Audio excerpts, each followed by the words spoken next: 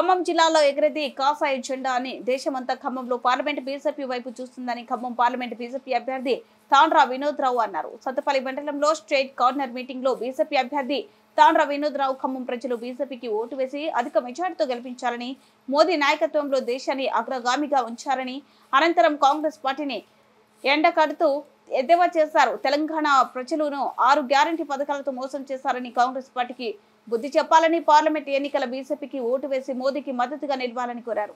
నమస్కారం మీడియా మిత్రులందరికీ నమస్కారం. మా మాతృమూర్తులు, నా చెల్లెళ్ళు, మా తమ్ముళ్ళు, నా ధైర్యం నమస్కారం.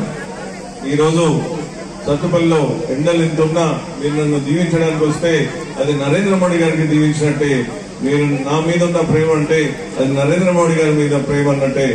ఈ రోజు దేశం అంతా చూస్తుంది ఈ ఖమ్మంలో ఏం జరుగుతుందని. ఎక్కడ చూసినా ఇదే చర్చ. ఖమ్మంలో కమలం వికసింపబోతుంది.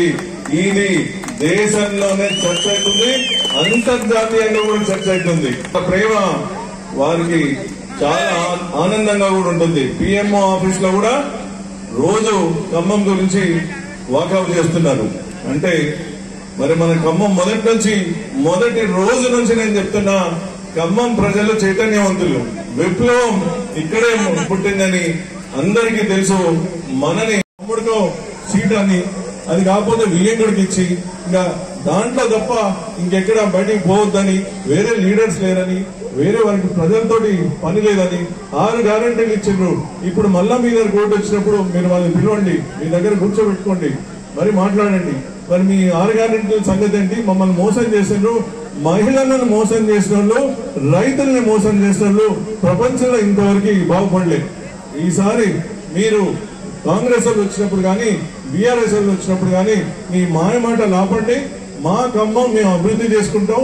మాకు పరిశ్రమలు కావాలి, మాకు విద్య కావాలి. 18 గంటలు పనిచేస్తున్నారో నేను మీకు చాలా దగ్గరలో ఉంటది. అక్కడ గంట బిడ్డని జలగమ్మ వెంగళరావు గారు ఎలాగైతే మన సత్తుపల్లిని చేశారో అదే విధంగా అదే స్ఫూర్తితోటి మన సత్తుపల్లిని ప్రత్యేకంగా నేను దాన్ని అభివృద్ధి చేయాలని నా కృషి చేస్తాను.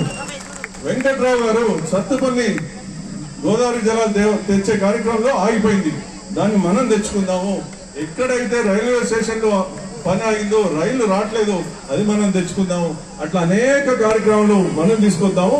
ఈసారి మీరు ఎంపీ అభ్యర్థులే, మీరందరూ కూడా ఎంపీ అభ్యర్థులే.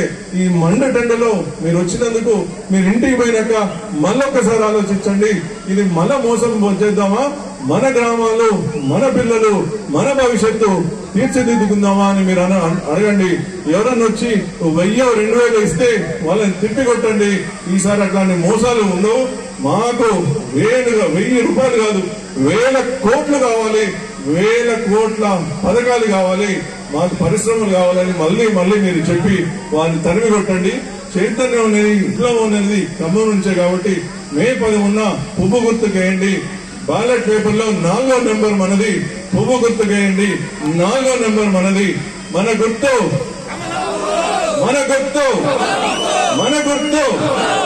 పువ్వు గుర్తుకే, 4వ నెంబర్ కే మరోసారి